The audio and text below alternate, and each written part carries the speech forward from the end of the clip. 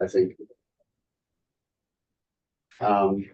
Welcome, everyone. Do we have anyone from the public? It looks like we do not. So I guess the first order of business is approval of meeting minutes from June 4th, 2025. Does anyone have any comments or feedback on those meeting minutes? I have two minor suggested. Yeah. Okay. Under item 4, let's see. I'm sorry, I'm finding my motion language. Okay, yeah. Under item 4, the last narrative paragraph, delete 1 comma after substantially in that last paragraph. So there's just 1 comma left after change, and the second comma after substantially is deleted. Okay. And then under item 6, that last line, should that say fleshed out? Probably. And that's all I have. Anyone else? Just one comment on the section on the letter supporting the electrical rate change. My recollection was that when we discussed it, the topic came up and said, who was sending the letter? What was the letter? I can't remember the answer, but in here it's referred to us as approving the letter. And it just strikes me that we ought to the letter from whatever select board. I can't remember the answer. Well, so we actually discussed sending it from the app, but then it was decided to send it from the select board. So we could probably add something to that effect. Who knows if that's not too much. Okay, so Whatever the correct descriptor is for the letter that got sent, rather than calling it the letter, that just identify it. are you, so the letter was drafted by Good Energy, but sent to the select board. Do you want to identify that it was drafted, who it was drafted by, or? No, I think it just something so when people say that we approved the letter, they know, what the letter was. You mean drafted letter to the DPU? Yeah, it's in the title for item 4. Yeah, I think the title basically, I would agree to the title, DPU comment letter. It's But from who? I mean, it wasn't our letter. I see. The final letter was signed. Yeah, it's our letter, proposed to be our letter. To recommend the select board send that letter, then the select board reviewed it and said, yes, we do want to send that letter. It went to the DPU from Brookline Select Board. That was the signature line. Yeah, okay. So I would call it the Brookline, the DPU comment letter submitted by the Brookline Select Board. Yeah, sounds good. Okay. All right, someone want to make a motion to approve the meeting minutes? I move to accept the minutes. Second. All in favor? Aye. Right. Next item next item is new construction, and we have underneath this, we have new construction initiative. I think it is anyway. Nope, it's not. The next item is public comment. Anyone from the public here? I do not think so. No members of the public. Right. The next item is welcoming Assistant Director of Sustainability, Shelley Dean. Here she is. No. Sorry, folks. Good evening. Sorry to be a few minutes late. Myself, Shelley, and I were just upstairs trying to sort out some things for LBER reporting. And I told her to take a few minutes and gather herself. So she will be down shortly. So if the board doesn't mind, she's planning to join for the whole meeting. So perhaps we can move to our next agenda item, which is our final sustainability staff presentation. And then we can move back to Shelley once we're finished with that. That sounds great. Okay, great. Thank you. Appreciate the flexibility. All right. So this evening we have with us Katie Weatherseed. So Katie is currently the Zero Waste Program Manager for the town of Brookline and has been for the last 2.5 years, 3 years. But Katie is also our newly appointed Sustainability Outreach and Program Manager. So we have to backfill Katie's old position, which we are working to do. And then she will be jumping over to sustainability, which is very exciting. But for this evening's presentation. This is our, I believe, final presentation in our series of sustainability staff in Brookline. And so I asked her to focus on the zero waste program. So with that, I will turn it over to Katie. Thank you. Well, thank you everyone for having me here tonight. It's great to see you all. So one familiar face, but I look forward to getting to know the rest of you. So as Alexandra said, my name is Katie Weatherseed. I'm Zero Waste Program Manager.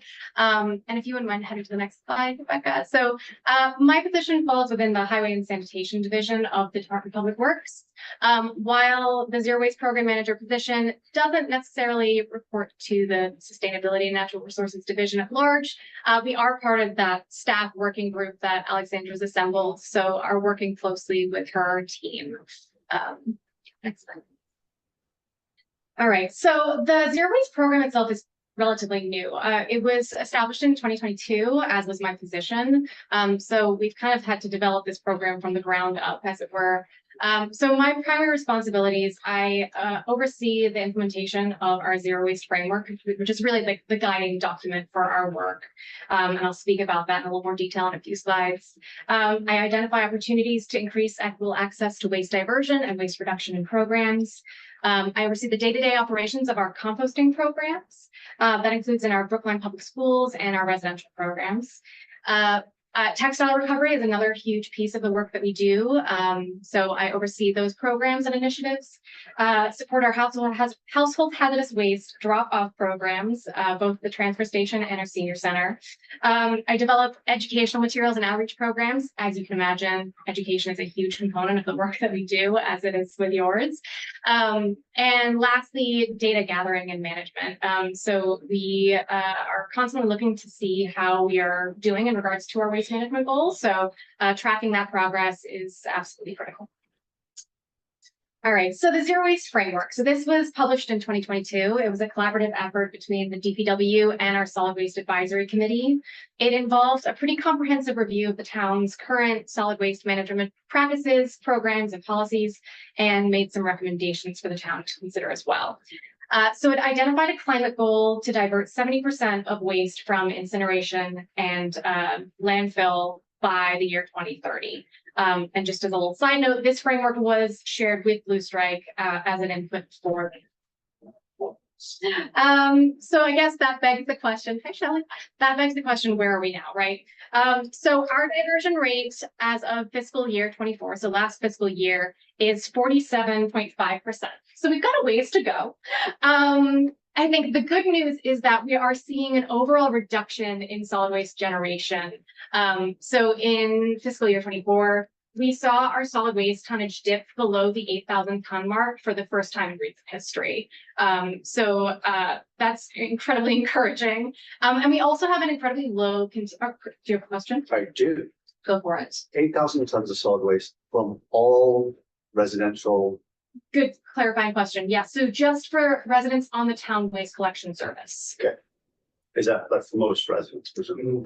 So we have 20 roughly, and you can correct me if I'm wrong here, Alexandra. I believe we have roughly 28,000 households in Brookline, and we have roughly 15,000 on our town waste collection service. Okay. Katie, how does 8,000 compare historically? That's, yeah. So I don't have the exact numbers in front of me, but historically we've been closer to 9,000, 10,000. So we are really seeing a decrease there and an increase in recycling as well. And I'll note as well that our curbside contamination rate for our recycling is roughly 3 to 5%. And just to compare, the national contamination rate is roughly 25%. And what does that mean? So when they conduct an audit of the recycling in your curbside bin, only 3 to 5% of that is actually trash and shouldn't have been put in that bin. Whereas in other communities, you're seeing something closer to a quarter of that material should have been trash.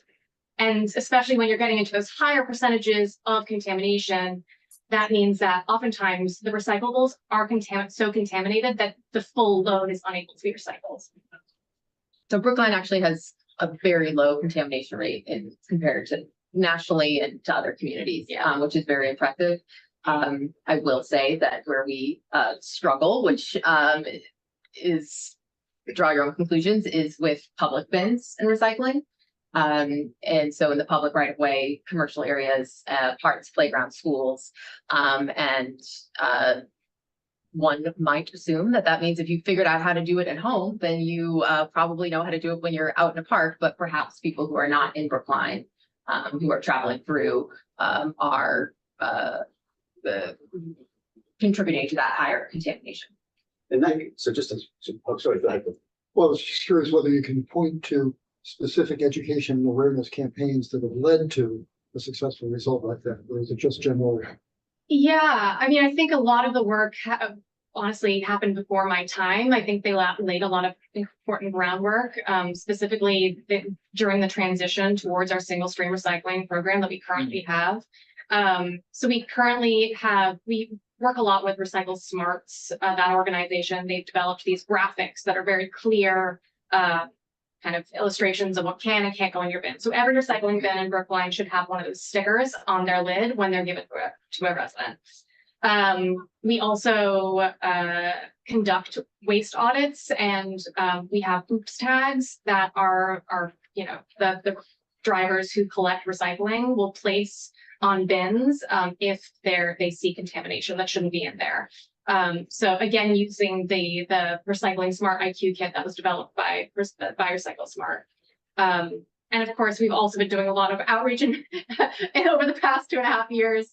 And I'll talk a little bit about what that looks like. But yeah, we've been really trying to push forward recycling education as part of kind of general outreach around our sanitation program. For instance, we put out an annual little handout in the annual census mailing that goes out to every household in Brookline that outlines what can go in your recycling bin, what can't go in your recycling bin. And we actually just developed a wrap for our public big belly waste bins. So in the hopes of that it will reduce contamination that we're seeing in those public receptacles.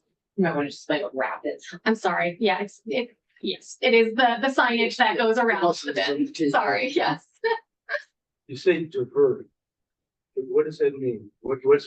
It's something being diverted and something is. Yeah. So great question. So when I say divert, I mean not sent to landfill or incineration. So either that material is composted, it is reused, it's recovered, it's not ending up at the end of its life.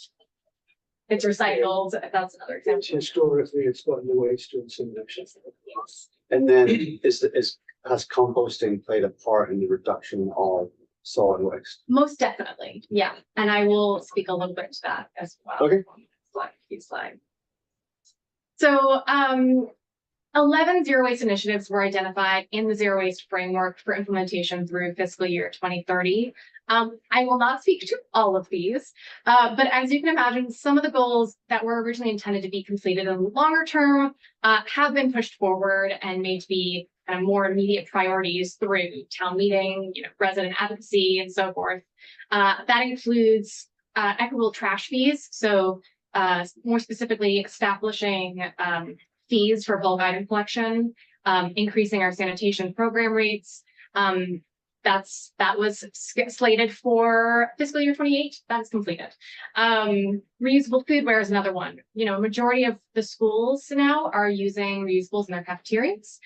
We've also started discussing with our solid waste advisory committee and Mothers Out Front Brookline how to support local businesses, specifically restaurants and cafes, in offering reusables for customers that are doing dine-in or takeout as well.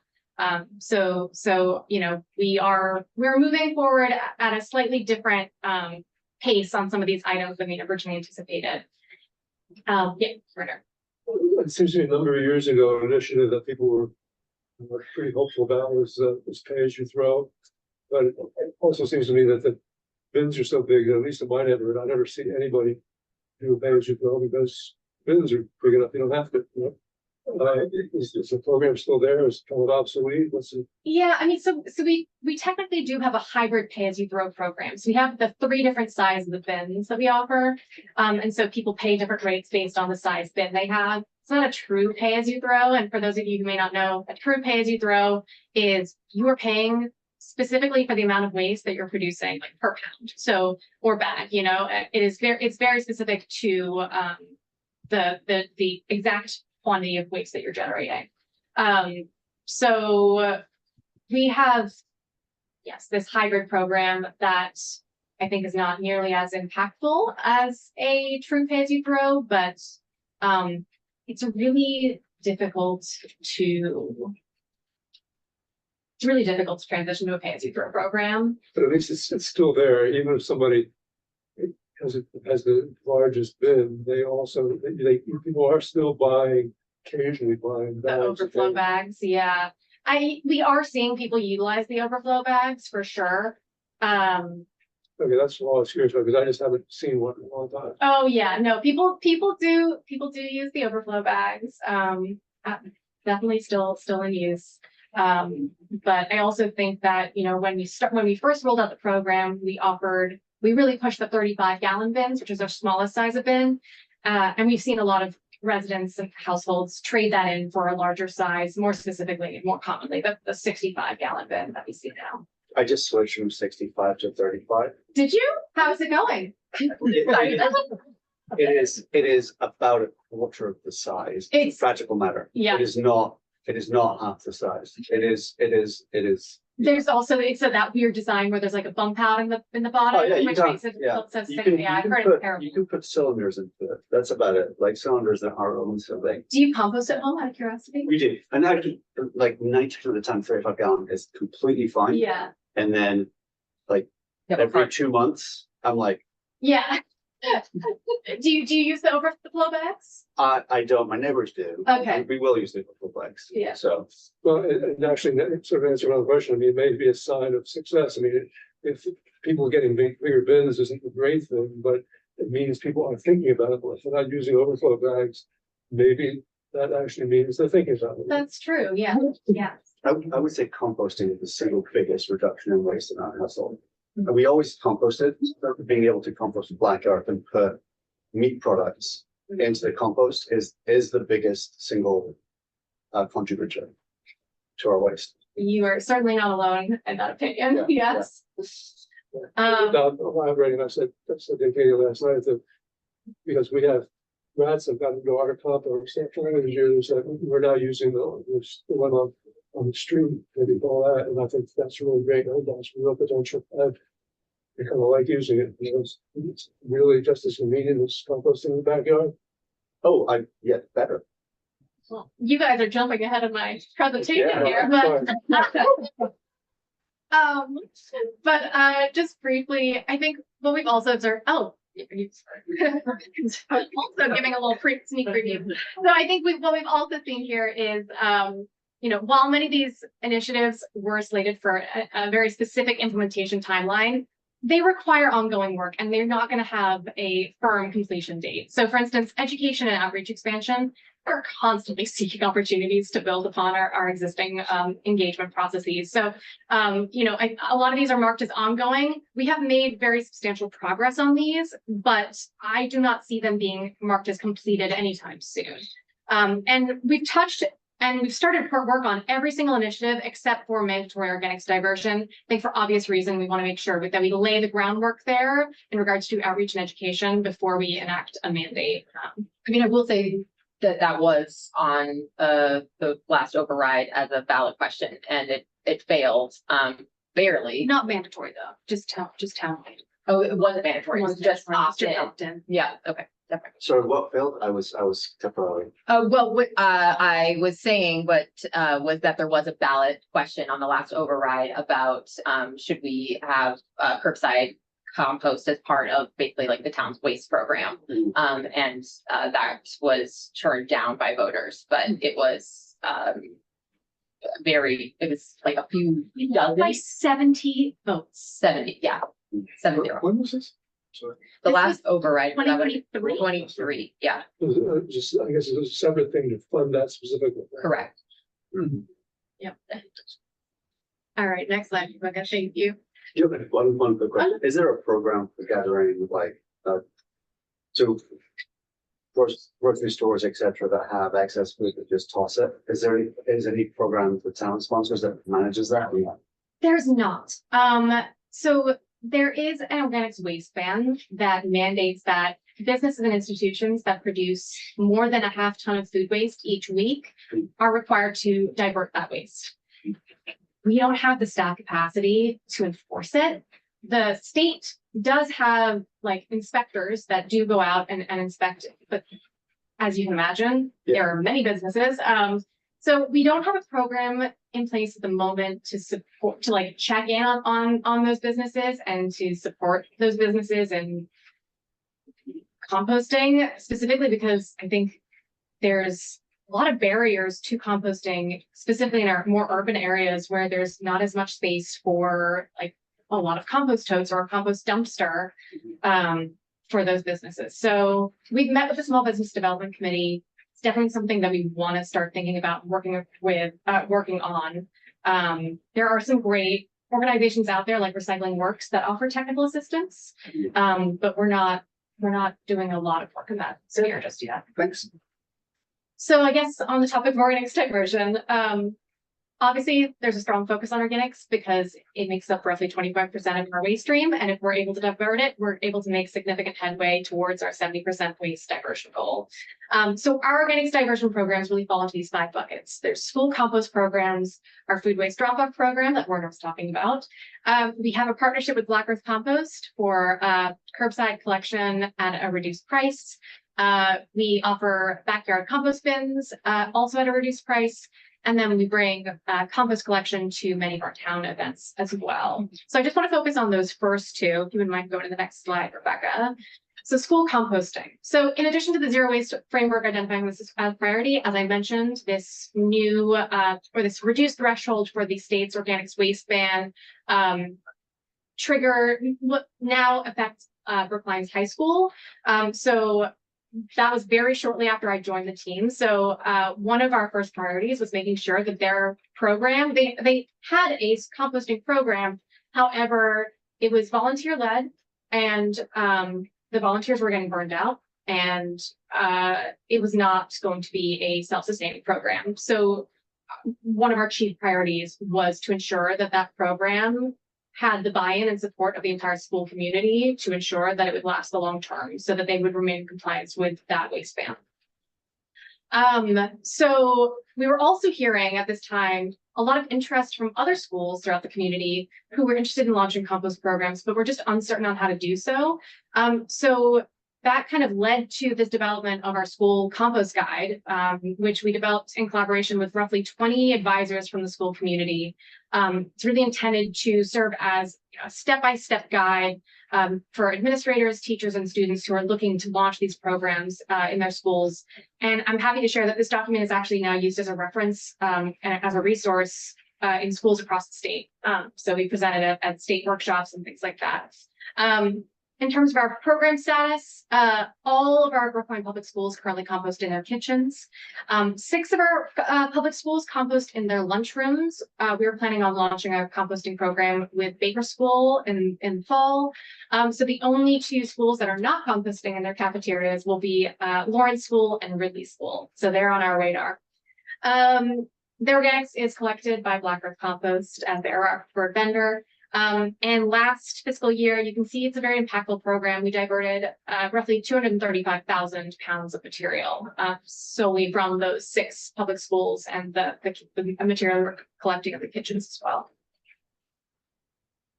And then our food waste drop-off pilot program. So this launched last September. We have 4 drop-off bin locations across the town.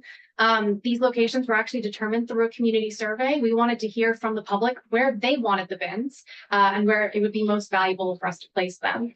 The bins are free to use. They're accessible 24/7. They are kept locked just so folks don't think that their trash can, throw their trash in there, contaminate the whole load. So in order to get that unlock code, you just have to register for the program, which, as I mentioned again, is free. And as part of this program, we have developed a compost ambassador program. So we have these incredible volunteers who live in the neighborhoods where the bins are located. They inspect the bins weekly.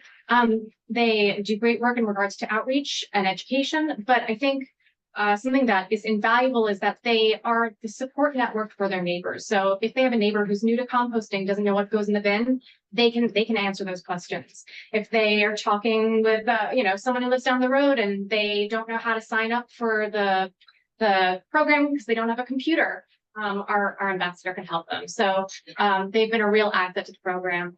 And so far we have roughly 1,150 subscribers for the program. We've collected over 150,000 pounds of material, and we're looking at locations for expansion now, given that this program has been so successful. So that's you're tracking to like 300,000 pounds for a year, because you're only 6 months in. Yes, we're only 6 months in. We're hoping we're continuing to see steady growth in regards to the numbers of households participating.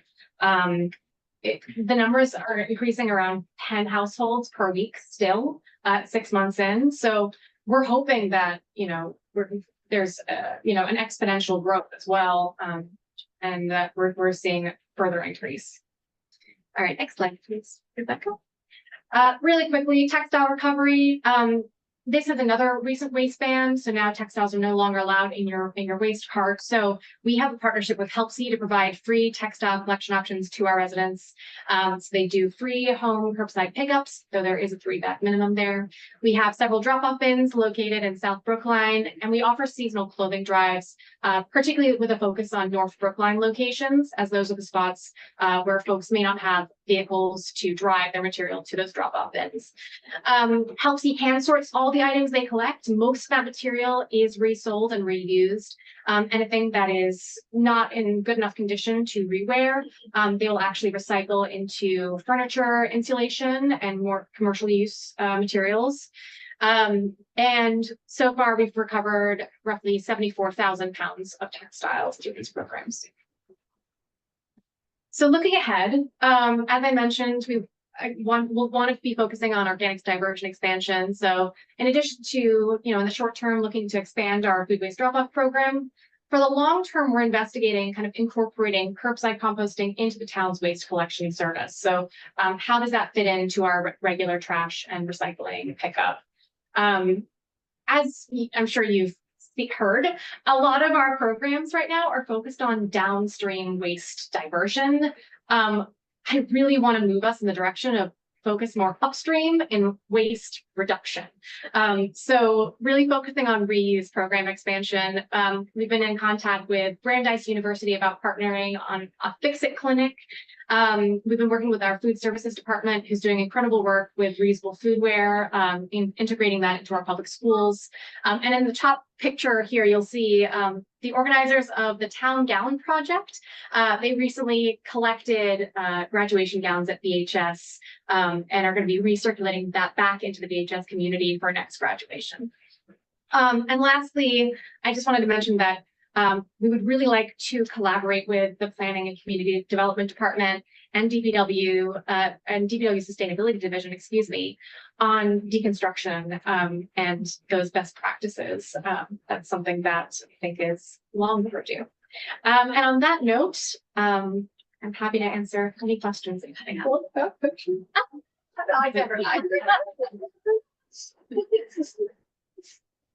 Yes. Very impressive, and it looks like you've left a very good basis for your success. Oh, thank you. The zero waste framework you said was adopted in 2022. Correct. Are there comparable frameworks in nearby municipalities, and are we kind of ahead of the game, or are we catching up, or is there much collaboration? Have you gotten much from the other frameworks? Yes, that's a great question. So a lot of the other communities, I think, have integrated zero waste components into larger parts of their kind of climate action plans. So I actually don't know of any other community that has a standalone zero waste framework. So I think in that regard, perhaps we're ahead of the curve. But I think in regards to when we've spoken with other communities, we are kind of often seen as a leader in this sphere, specifically as it regards to our organics diversion programs. I think we're so lucky in that we have a zero waste program. That is something that not a lot of communities, as I'm sure you can imagine, have. And it's not only myself, but I also have an assistant recycling coordinator who helps me with this work. So I think given that we have 2 dedicated staff to these programs, we're able to accomplish a lot more than other communities can. I will just add on to that, that the framework was right about the time that I started, we were developing that. And so we talked about, should it be a zero waste plan? So big city, like Boston has a zero waste plan, Cambridge has a zero waste plan. So, and we felt like we didn't have the capacity to develop a full plan. As somebody who's working through 2 of those right now, it takes a lot of work, even with additional help. But we also wanted to set some clear goals and measurable impacts as well. So that's what led to the framework. But I will say, for a community of our size and with our resources, like you take out the Cambridge and the Bostons and the Somervilles, like that's, you know, like a horse of a different color in terms of their capacity. The Brookline is a very big leader in zero waste, and that is I will just highlight that Katie's experience program didn't exist until 2.5 years ago. So it also speaks to really Katie's ability to go from ground zero and build an entire program up, which I see a lot of similarities with what we're doing with the sustainability division as well. So I think that's a real success story of going from nothing to where we're at. Great. I think there's an opportunity to sing the praises of the program, because I think there's a lot of positive stuff to say about it, and if the community got behind it, we might get more support in the future. We get people understood how well we're doing. That is We don't do a great job bragging on ourselves. We're a doing little better bit there. more bragging. Okay? I think so. Yeah, and I guess I'll just say, I think that, you know, waste makes up such a small portion of our greenhouse gas emissions, which I know. And so last night at the public forum, one of the participants said, like, why is one of these goals around waste? Like, this is such a small factor. And there's a lot of things to say about that. But what I will say is that I think there's a lot of comparables in the sustainability waste work to the climate work, and that both we're talking about behavior change. I mean, and we've talked about this before, behavior change is so difficult. And so I think the zero waste program has, you know, even the compost ambassadors, like that's something that we have talked about in ZEAB in the past year as well. Like, what would a neighbor to neighbor type support program look like for home electrification?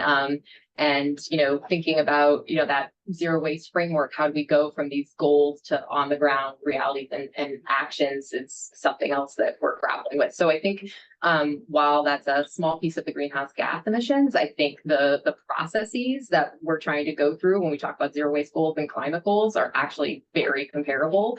And there's a lot of good takeaways that we can, and lessons learned from that program that I think translate directly over to what we're trying to do with CARS. Great. Okay, we're gonna move on. We're 5 minutes, actually 10 minutes over at this point to go back. But I think the next item is the previous item, which is welcoming Shelley and Alexander. Did you want to do an introduction, or how would you say this? This will be quick. So everyone, I'm very excited. I think some of you have met her last night or possibly via email, but this is Shelley Dean. We're very excited to have her. She joined us a week ago, exactly. And really let her speak to her background and experience, but she has a great deal of work in municipal setting previously, but also is an Arlington town resident and has navigated the town meeting process there as a resident, which I think is when I interview people and they say they worked in municipal government, I always say, but have you worked in town government? Different. And so I really appreciate that she had that lived experience and a really strong professional skill set. So she's already jumping in with both feet and doing some great work with us around our data management on LBER reporting. So very excited to have her, and I will let her tell you a little bit about herself. Thank you. Thank you. And I'm very excited to be here. So I think folks probably know that I was the former Energy and Sustainability Director for the City of Quincy. Before that, I worked for the City of Marlborough and have been doing energy and sustainability work really throughout my professional career. And my professional career has really focused not only on energy and sustainability, but also on development of multifamily affordable housing in the greater Boston area through the nonprofit world. So those really are my passions, and I see a strong intersection between the two of those, and hope that I'll have the opportunity to continue to work on those issues. You know, I guess as Alexandra said, you know, I'm not sure I'd say an expert on town meeting, but I certainly have presented before town meeting on a number of initiatives and have been successful in terms of passing zoning changes, not only to get Arlington initially designated as a green community, but also to require, for example, solar installations on commercial buildings and other initiatives. So I'm thrilled. I'm a little overwhelmed, but thrilled to be here, and I'm open to any questions folks have. And so impressed with what's happening on the waste side. Oh my God. Well, thank you, Shelley. We're looking forward to working with you too. Very excited. Just both for having you here, but also for getting Alexandra, who's gone from like 0.5 of a person to now suddenly like as a team. Yeah. So that's great. It's really good. It's really exciting. Okay, next item on the agenda is the discussion of the initiatives. We have in this order, we have new construction, residential solar, Birdo, and municipal solar. I would like, if we can, Alexandra, can we put municipal solar first? And then, because it's the only one we haven't discussed yet. Yep. In any detail. And I also think it's, well, it's the only one we haven't discussed in detail. Yep. Great. So I will say that I think for municipal solar, what our first step is that needs to happen is we need to really do a comprehensive assessment of our rooftops and what is solar ready and what would, and then also look at ground mounted solar as well. So I think while we went through the beginnings of the analysis of what space we have available or potentially have available and what that might result in terms of both cost and energy production, couldn't be more of a exercise as opposed to an actual database research. So I think if I can, you know, kind of skip a little bit to the end of the story, that is strongly my recommendation.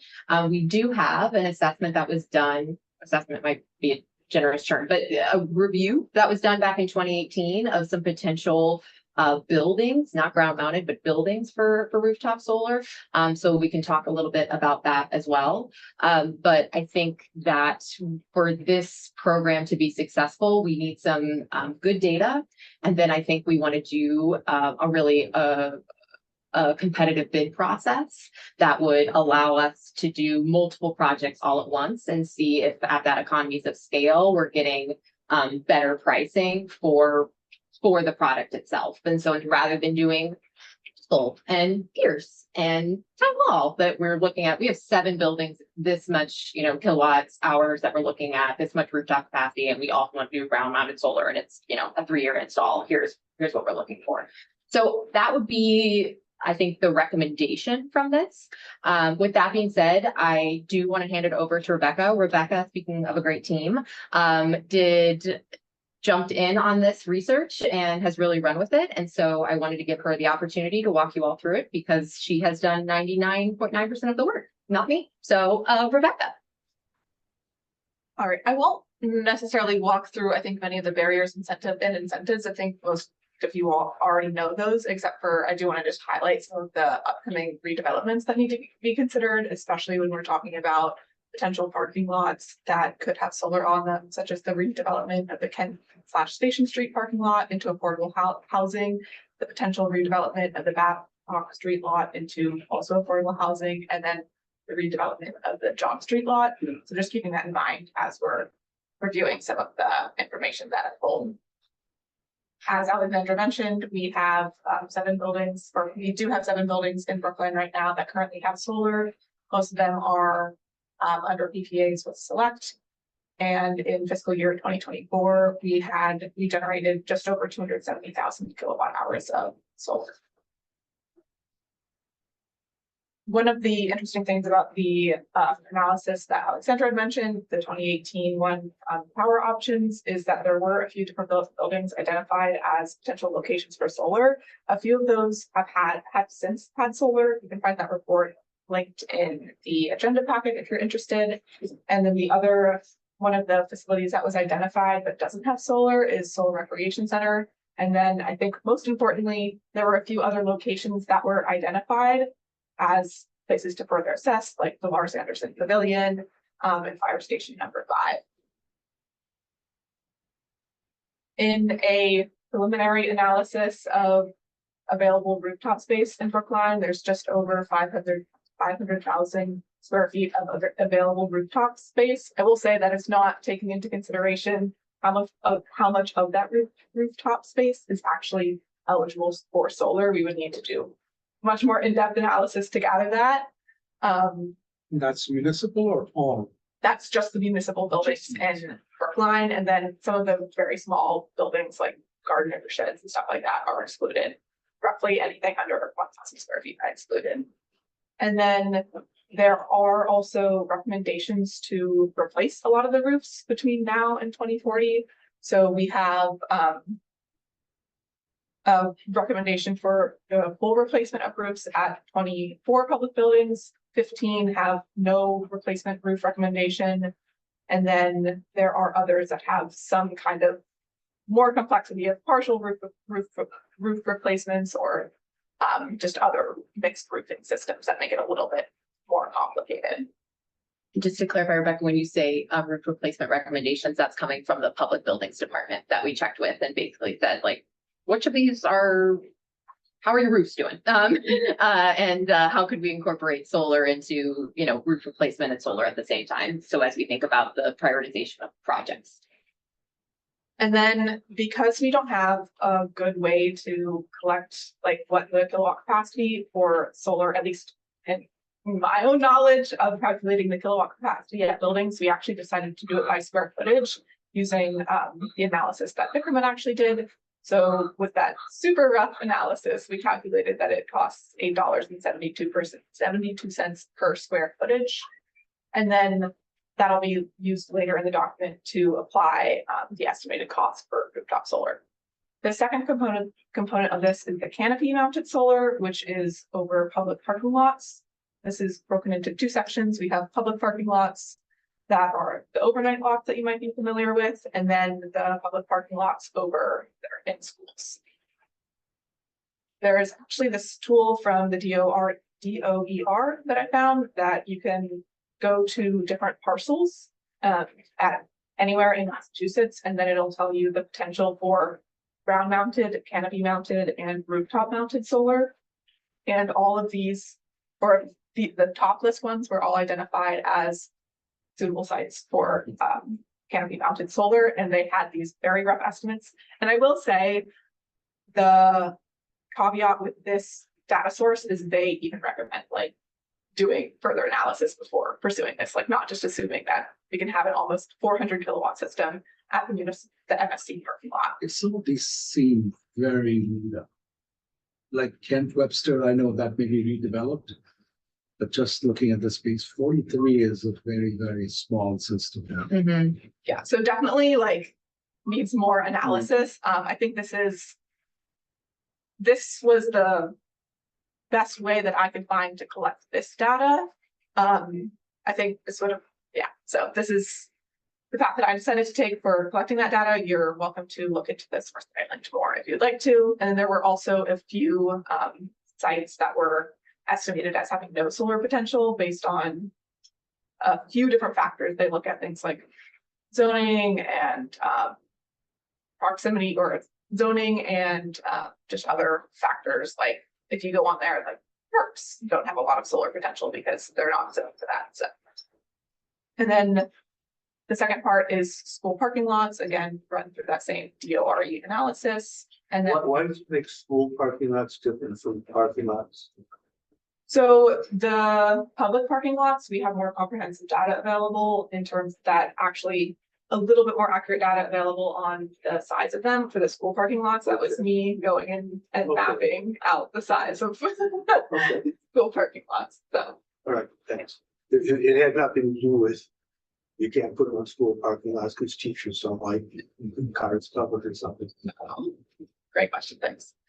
And then there were a few miscellaneous opportunities as well. An idea that was floated was floating solar at Brookline Reservoir, so I included some information on that. And then ground mounted solar at Single Tree Hill, which also comes from an age-old analysis of a solar array there. Where is Single Tree Hill?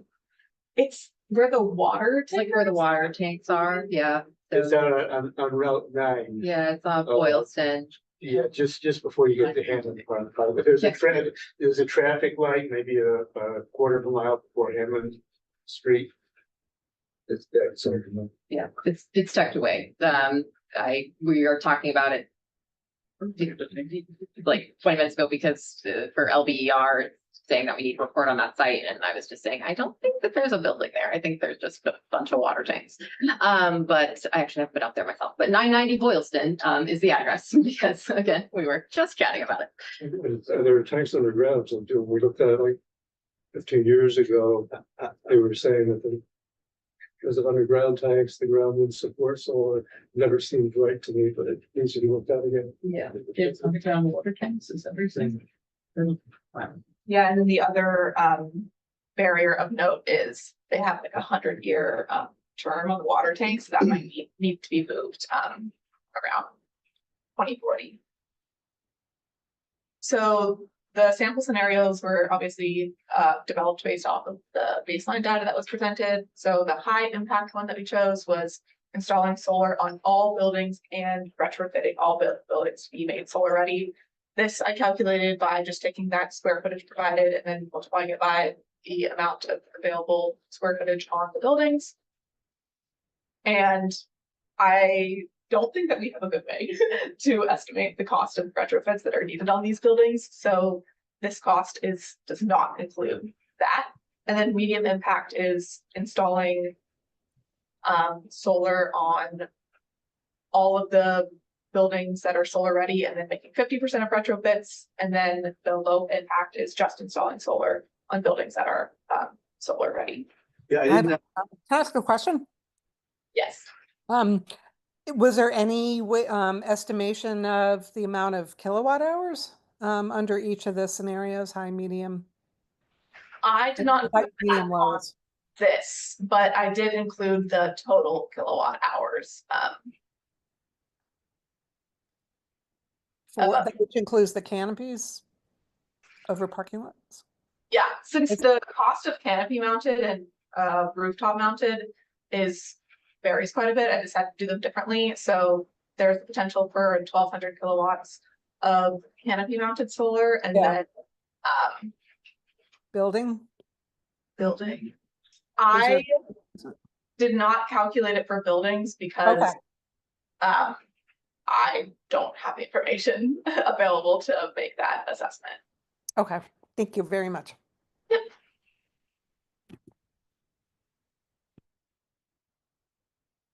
And for parking lots, high impact is installing solar on all the parking lots that we can, basically. So providing 1,200 kilowatts of canopy mounted solar capacity, costing almost $5 million.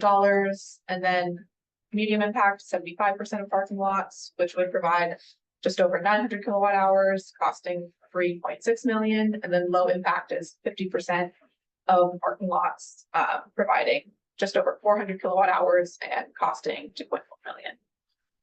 if you took, I realize the estimates are rough estimates. Yes. You just take the numbers at face value, take the total number of kilowatt hours. And look at how many kilowatt hours of electricity the town purchases each year. How do they compare?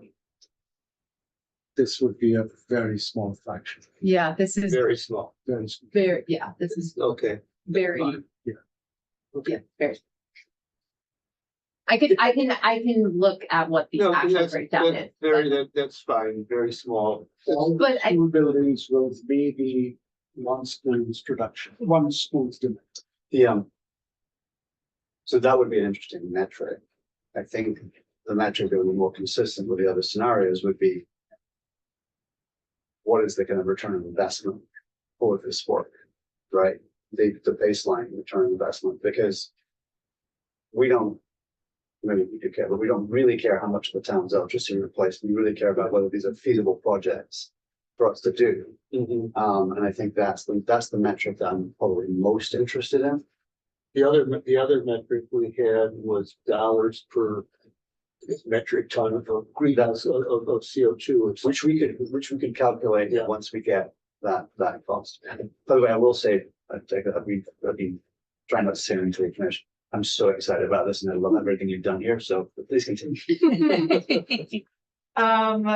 The remaining information is just stuff that we would still need to calculate, but just to note that buildings and facilities Okay, yeah, account for 41% of greenhouse gas emissions.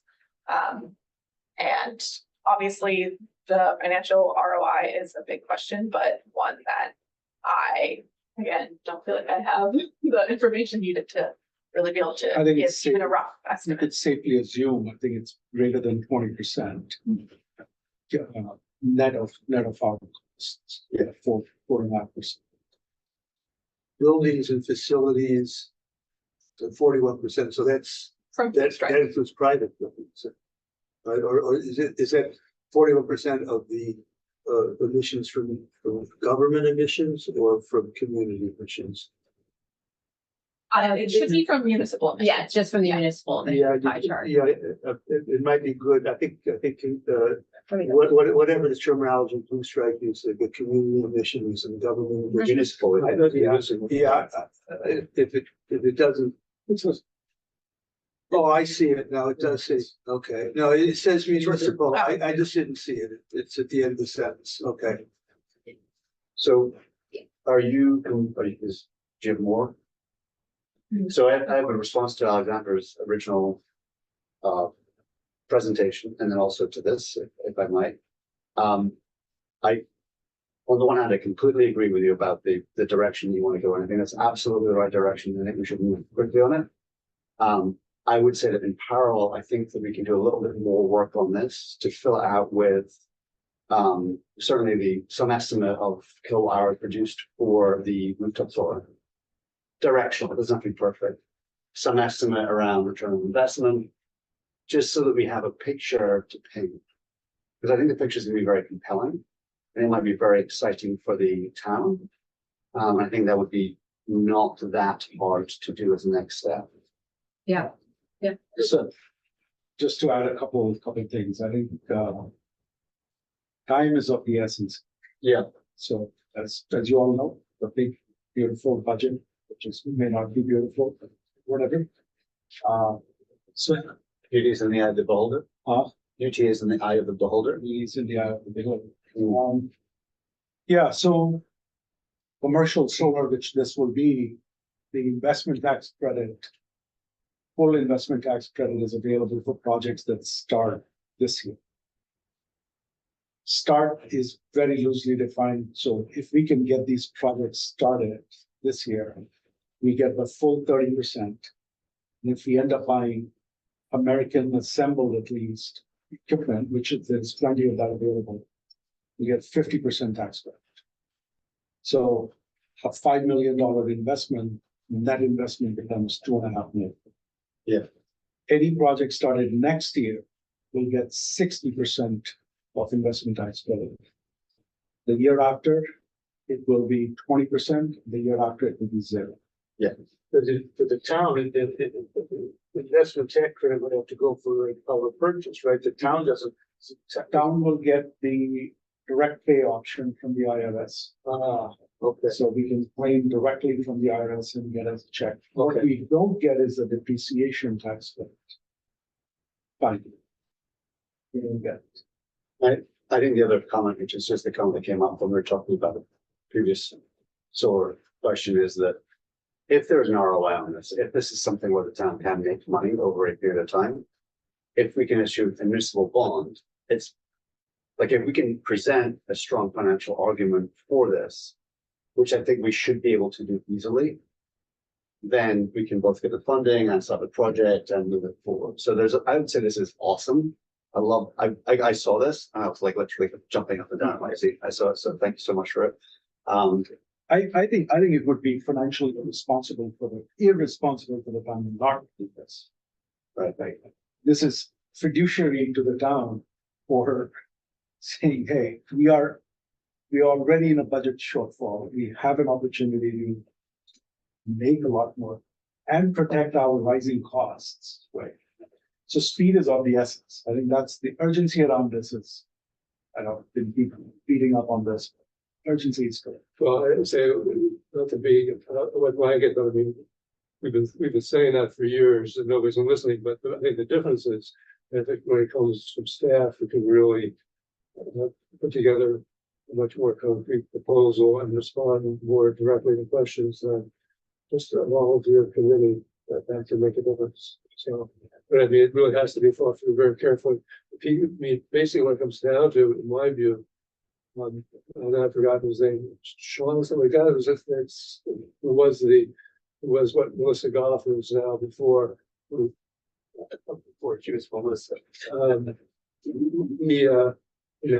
This has a big job in state government. I remember sitting down with him a number of years ago, and it never really had occurred to him that, if the return on investment is greater than the cost of capital, you should do it. You should. But the reason, and he's a really smart guy, it was just because that's not an issue in government. There's nothing else in government with a return on investment. You build a playground, it's an expense. That's all. There's no return. You do build a school, it's an expense.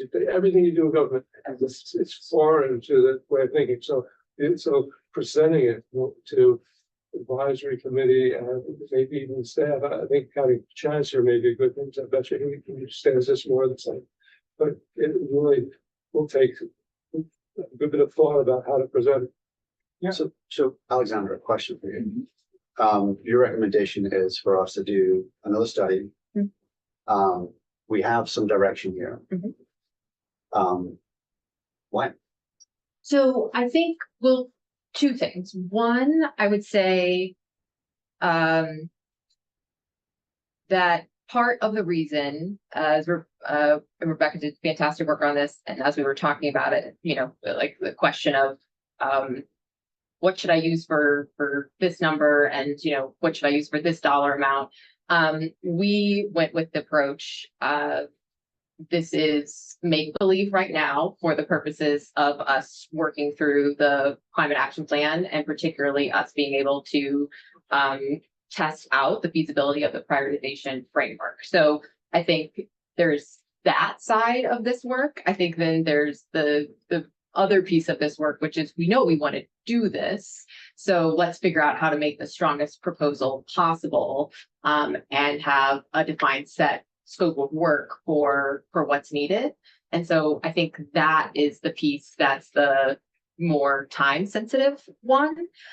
So I think in my opinion, it would be helpful if I were to get some estimates on the feasibility study of rooftop ground mounted solar and see how much we need to fund that study from a consultant to do that, and get a RFP out for them to be able to do that. Can I suggest an alternative?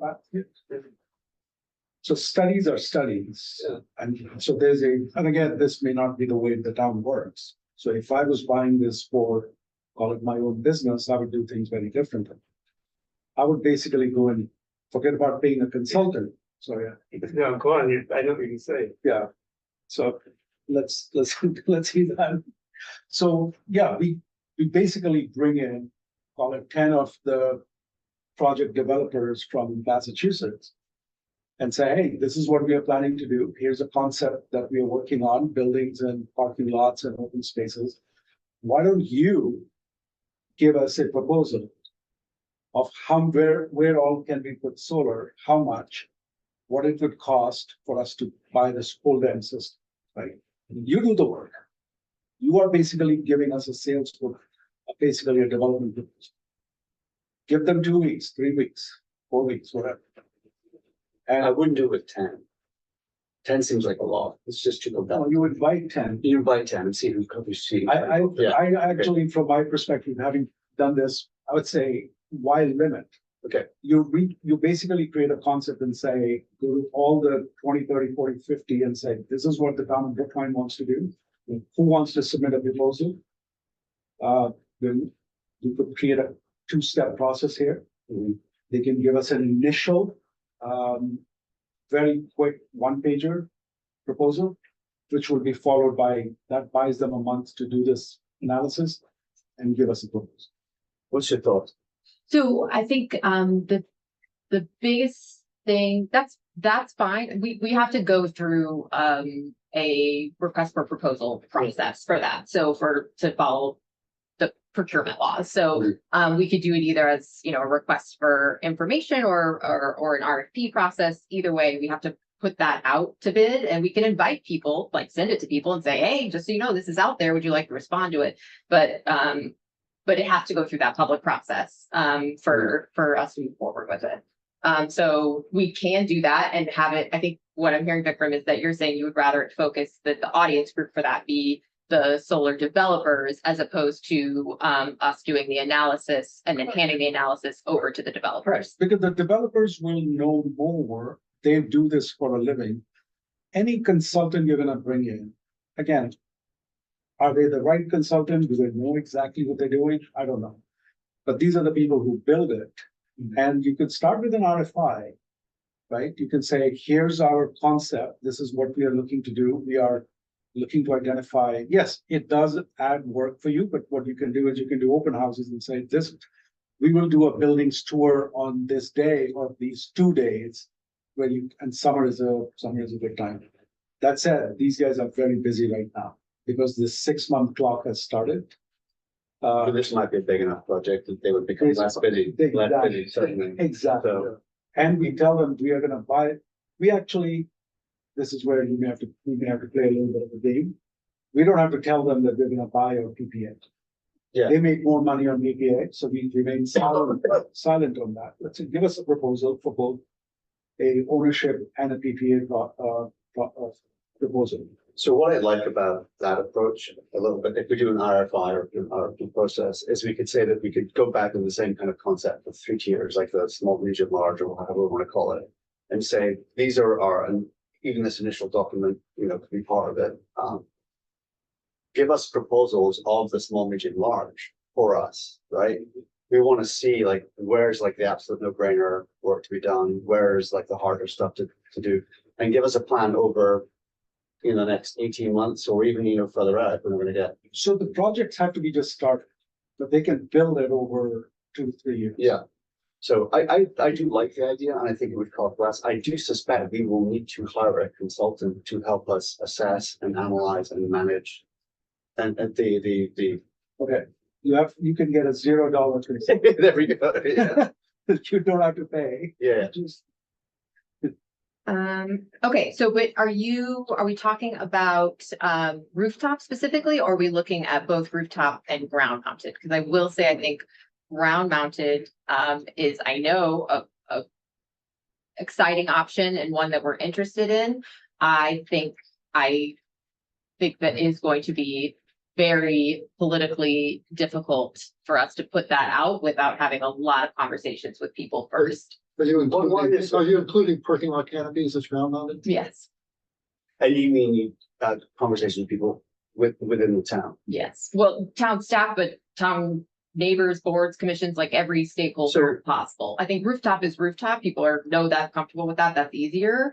I think the other one is going to require more background work. Whether you agree it should happen or not, Absolutely. like will have to But happen. here's the deal, if you have numbers, right? That's exactly where I was going to go. You could say, hey, town, we can raise the tax, right? Because every $1 million project brings in $5 million of savings. So I think the challenge with having the conversations, if we go to people in the abstract and say, we're going to put solar on parking lots, they're like, No. Why? If you go to people and say, this is the ROI, this is gonna pay for whatever it's gonna pay for. That's a very different conversation. And I think if we don't have the solid data to back that up, it's a harder conversation to have. I think if we start with, we want to put stuff on parking lots, that's a 12-month conversation that might go nowhere. If we go in and say, these are proposals from people to do this work, this is the ROI, this is how we would finance it. That's a very, very different conversation at every level. It's a different conversation with select board, at the town level. It's a different conversation with residents as well. Sorry, Heather. Is there a quick summary as to what the opposition, I mean, when you say ground mounted, I think the first thing that comes to mind are these beautiful fields that are suddenly going to be turned into solar panels. But can you summarize the opposition to canopies over a parking? Yeah. And in asking that, I In my also. backyard. Yes, Yeah. it's the usual, it's the usual complaint. Parking lot. I I mean, mean, that doesn't matter whether it's a valid complaint. People, so, because I go to Newton, I go to Newton, and I go to the Newton Library. Terrific canopies over the library parking lot, right by the charging stations. Newton North High School in the back. Very, extensive solar canopy. What's different about Brookline? Yeah, no, I'm not saying, I want to be clear, I'm not saying that it can't be done. I'm saying that putting solar on the rooftops is going to be out of sight, out of mind. You're not going to have to deal with the NIMBYism of, I don't want to see this. It's going to impact the view from my backyard. It's going to impact the tree canopy. It's going to impact whatever it is that people are worried it's going to impact. Rooftop, put it on the roof, don't care. You're not raising my taxes, do whatever you want to do with the rooftop of the building. What I have to see it, then I have some different feelings about it. And so I'm not saying it can't be done, but I think that if we're going to prioritize locations, we shouldn't just prioritize based off of the solar and renewable energy potential there. I think we also need to think about ones that are more politically palatable. So for example, the Municipal Service Center is a parking lot that is huge. That's one of the highest on the list that we looked at. That's owned by the town of Brookline. That is used by the DPW every day and trucks going in and out of there. The neighbors of that site is the municipal golf course and Dane Park. So the squirrels and the birds. And then has a fence line with a very heavily lined tree canopy. And the next house out is, I don't even know how far it is. And the person who manages that facility, I've had a conversation with them and they said, Alexander, I love ground mounted solar here.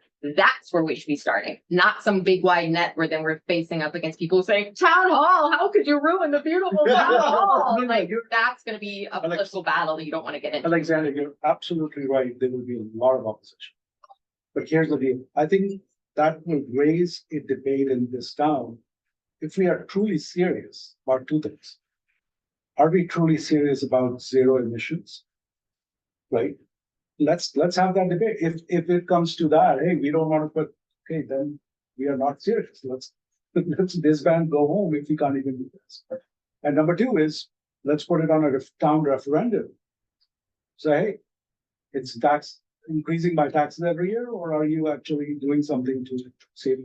Well, are you concerned that if you brought up the broader scope, that even though there'd be political opposition, maybe it wouldn't be done now, but that would prevent it from being done sometime in the future? No, I think it should absolutely be done sometime in the future. I think. No, but do you think by bringing it up, there would be public outcry and it would make it more difficult or longer, farther ahead in the future?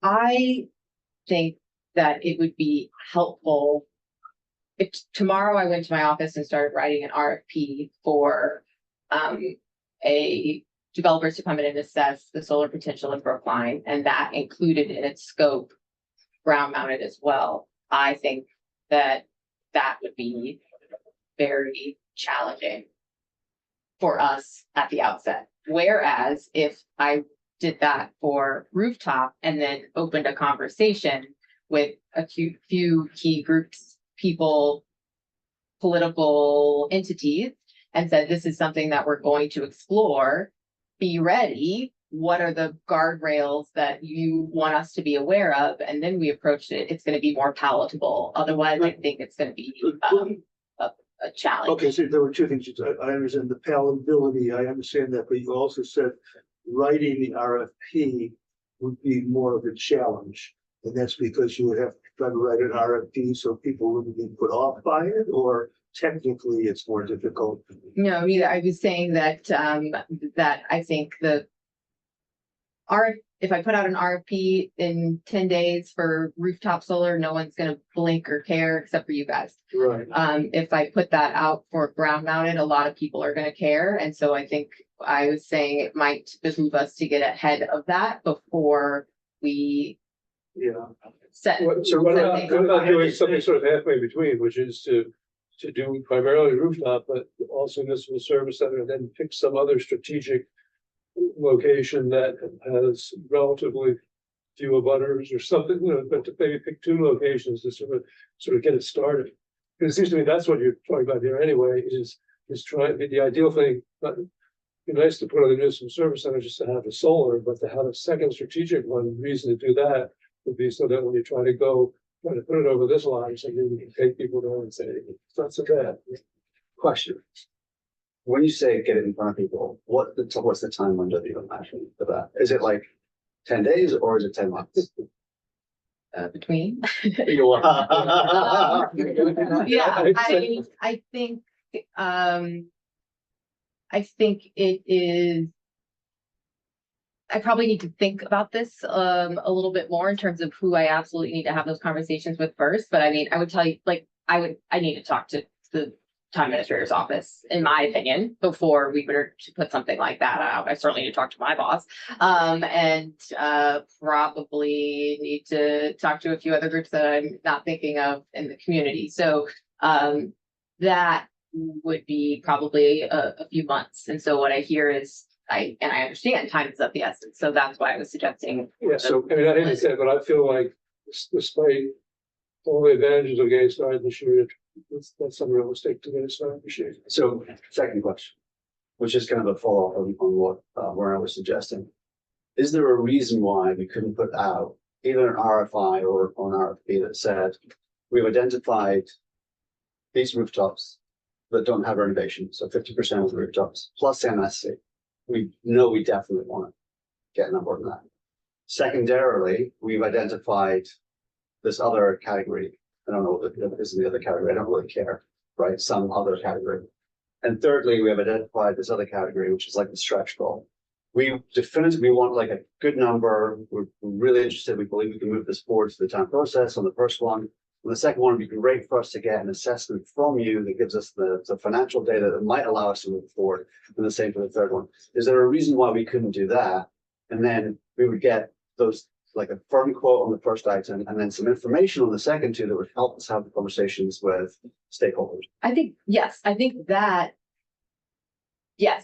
makes sense. And again, I don't want this to be interpreted as that I think we're setting ourselves up for failure there. I know we can find success. I don't want us to open the door and not be prepared for, I know the questions that will follow. And I think the more information that we have without it being a mandate, even if we see it as a little bit of that, I think that will help us in the longer term with the outcome. So yes, I think that either what I'm hearing from Warner or you in terms of kind of this phased approach of let's start here with rooftop and some of these select sites and then move here with some information gathering. And then here, I think that would allow us to have more educated conversations with some folks who need to be part of that discussion. But right, what I'm maybe failing to understand is we're not signing off on anything. Right? This is not, we're saying by issuing this RFP, we're gonna sign the damn contracts in the next 2 months. We're not saying that. So for the powers to be, I think the message is, this is to come to you with a business case. And we need to do this work. Without this work, we cannot give you a business case. Yeah. Right. So, and we will not move forward until all the relevant parties agree to move forward, right? So that's where I'm trying to get. I think we can accomplish both, though. I think if we had the correctly structured RFP, we could make people in town hall and other constituents happy that we could focus on the rooftop solar and the municipal service center, or I call it dump, but. No, we don't do our content. Well, we're Oh. talking about the service center, not the transfer station. Right, Oh, which are we talking about, the transfer station or the? No, service? talk about the MSC, Yeah. yeah. So, not the transfer station, not the dump. but we can put together an RFP that addresses all of those concerns. I don't see a problem with us putting together an RFP that addresses all of these concerns. Could I just, one thing here, we're putting together these things for the county.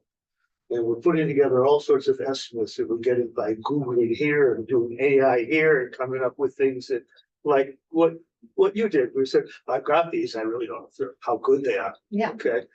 I mean, when I used to do work on where I used to work, you get cost estimates, and sometimes you get cost estimates for contractors and people who did it. To me, this is nothing more than doing that. Maybe you need to, like say, the way you word it in your township, so people don't think that, oh my goodness, the town's going ahead and doing something without a public debate. The initial purpose is to get some real numbers. I mean, these other things we're doing, we're doing this stuff, the Birdo, I put some numbers together. I have no idea if they're even halfway right. Okay, and all the other, but this is one I should be able to. I think like if we were in, and this might be a town government thing, if this was a corporation, we'd have an RFP out tomorrow. Okay. And we'd have an RFP out tomorrow, and we'd send it out to 10 people, and they come back to us, and we might never do the project. Yeah. And it would be we wouldn't care whether those people put the work in. We'd be like, there's an opportunity for you to come and talk to us. Maybe you'll make some money. Maybe you will make some money. Give us your best bet. Right. So I think that there might be like a town versus commercial kind of question here that I'm struggling with personally. Yeah. No, that's exactly my question. This Yeah. is done all the time. Yeah. Just the timing, Vikram, can you tell us legally, you said it has to be started this year, what's the minimum you have to do to start it?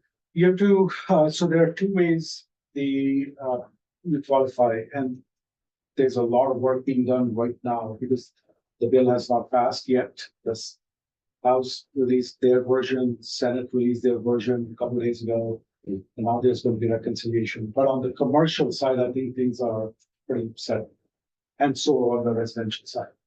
So typically what happens is, let's say the project developer can basically buy a piece of electrical equipment for $10,000. That's the start of the project. We can make. That's pretty far past an RFP. No, that is pretty far past. So let's say we make a down payment of 5%. We say, okay, we are gonna sign up for this project, it's 5%. Now it's qualifies for the full ITC. Like, again, the speed at which we have moved and we are likely to move, if we think we can do it in 6 months, my hope is we can do it in 12 weeks. Hey, because we have limited time. Everybody, it's basically this, what's happening right now is everybody in the industry is pulling demand forward at about 4 to 5 years. Everybody who's sitting on the sidelines is going to now jump in and sign in the contracts. Because this is big money. We're talking 50%. Yeah. Right. So I feel like we've kicked this conversation around enough for the time being, is where I feel we're at. I think my sense is that at least some members of ZF are myself included, are very keen for us to move forward this as fast as we can. I think what we should do is we should just leave it there. Alexander, Rebecca, and everyone else, Shelley, have you heard of them, Zoom? Yes. We've been talking a long time. So I think maybe we should just leave it here. But I do think we should come back to this question, and it would be great if we could get some sense and response from you guys in the next week or so about how we think we should move forward in the near term. Yeah, you won't hear from me next week because I will be on vacation next week. But I will follow up the first week of July once I am back and working. Okay. I make a last comment about my red flag thing. I mean, I do think it's unrealistic to do it solo. It doesn't mean we shouldn't start on it because return on investment is such that even if tax credits disappear, we probably still have a return on investment that's higher than our cost of capital. and we should be doing, what we should be using the timing as a reason to move it quickly. We should do it no matter what. Yeah. No, I don't think we're disagreeing on that. My only 2 cents is it's our fiduciary to maximize the benefit for our fellow residents. Yeah. So knowing that if we don't move fast, we are not doing our duty. Yeah, I don't mean the counterpoint to those two, the big, beautiful Barbers, the big, beautiful, whatever solar project, is that whatever we do is gonna be good. So if we can do something this year, if we start something this year, whatever it is, that will be good. The bigger it is, the better, but whatever we can do this year is good. Yeah, I mean, I think there's no disagreement that this, sorry, it's not there anymore, but that we need to expand our solar canopy in Brookline, period, full stop. And so I think we know that we want to do that on public property to the greatest extent possible. And so I think what we will do is go to figure out how we can get as much information as we can, as quickly as we can, to determine the best way to do that. I just want to make sure that in Brookline, process is everything. If you don't do the process right, even if it's the best project in the world, that project is dead. So I just want to make sure that we are balancing both the urgency and the great impact this can have with the realities of barriers that we will face, and try to cut off some of those to the extent that we can. That's the only cautionary.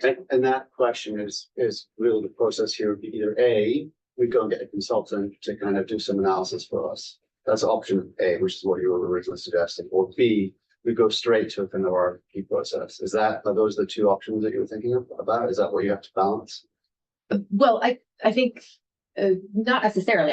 It doesn't have to be with a consultant to do the analysis necessarily. I think the point is we need the information. I think the question is how much information we're asking for, and what are we asking for before any public input process versus what are we asking for after any public input process. Okay, all right. So we Sorry, just a couple of things. Is it possible to find out what is the electric consumption near the MSC? Whatever the public buildings are, what is their energy consumption? Well, yes, we definitely have it for the MSC building itself, absolutely. And then So I'll tell you why I'm suggesting. So the best savings you get is if it's a behind the meter installation. Mm-hmm. So if solar is installed, if we can basically plug it directly into the building Mm-hmm. versus going through the grid, Mm-hmm. right, versus going. So that's when you'll save the most money. So whatever the buildings are closest, if we know, so that will allow us to figure out the best ROI. Right, yeah, that makes sense, and I'm almost positive, so we have rooftop solar at the MSC. And we also, Completely covered.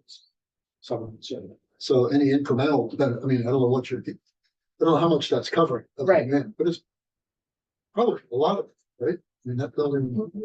MSC, that means looking at the rooftop solar and how much generation we're getting off of that. That's a PPA. But I could probably pull that up actually. So How this much would be it's incremental generating. above and beyond what they're already. That's what I was trying to, like, I think to get better savings estimates. Right? Okay, we're gonna move on, if that's okay with everyone. The next item on the agenda is new construction. So there were two things sent out on this, unless I'm wrong. Yes, so there was the new construction initiative document, which has not changed since we reviewed it a couple of weeks ago. So I'm hoping that we don't have a lot of discussion on this. And then the second one, which is the embedded carbon kind of email that I sent out. Before we get into that, I just want to give kind of an update of where we are in the process. So we've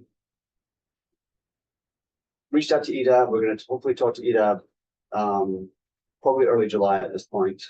Member of EDAB. Talk to our new select board liaison a little bit about this, Michael, about this. We also had a meeting with Werner, myself, Alexandra and Tina McCarthy from Preservation Commission.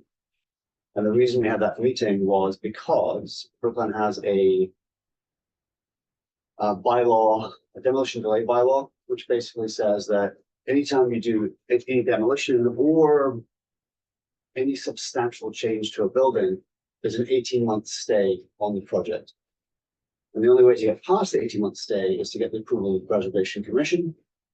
And the only mechanism by which they can give approval is related to historical contexts.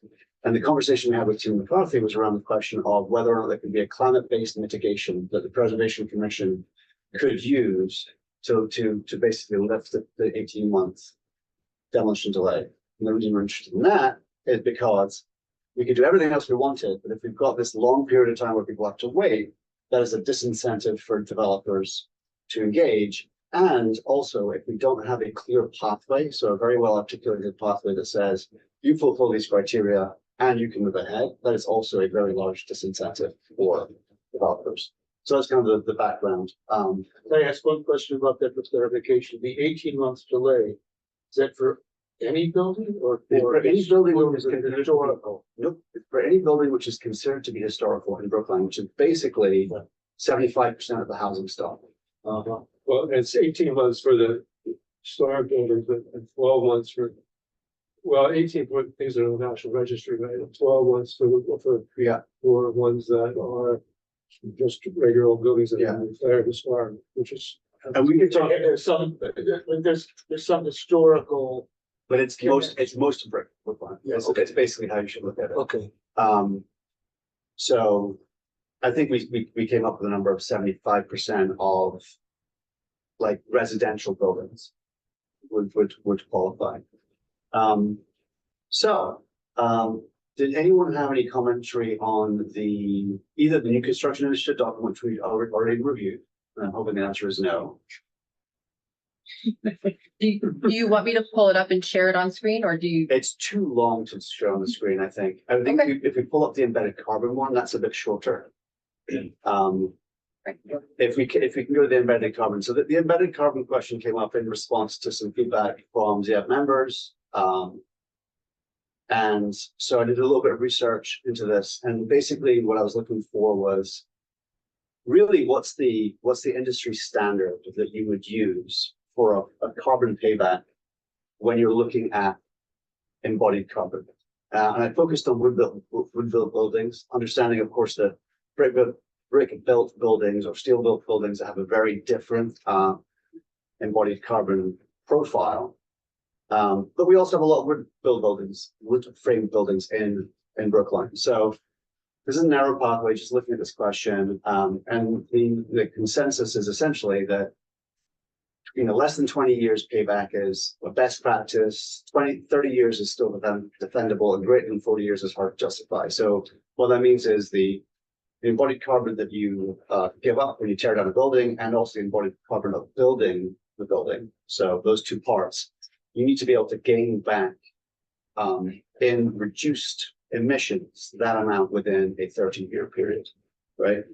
What's interesting about this approach would be to say is if we could put this into some policy, it's a very clear policy. If you can show that you can meet these requirements, then you could qualify for some special permit. And then the other question I looked at was also whether or not it would be something that developers would want to do from a financial perspective, and that's just because I think if it's not financially feasible, then why are we even talking about it? Because developers won't do it. So Patty, you were the person who actually raised the embodied carbon question a little bit, and also Werner a little bit. Do you have any thoughts or comments on this? On your document? No. I thought it was really helpful. Good. Yeah, I mean, I agree. I think there's a lot more work to be done, but it opens the discussion. It puts embodied carbon on the agenda, and it seems to me it's one of the most important new places we should be looking at. It's not clear. It's going to be real complicated, but it gets the discussion started. Yeah. And I think, again, the other part of this was just to make it like a policy-based thing as opposed to a building by building, because building by building will result in just picking apart every project. We want to have a policy-based approach to this if we can.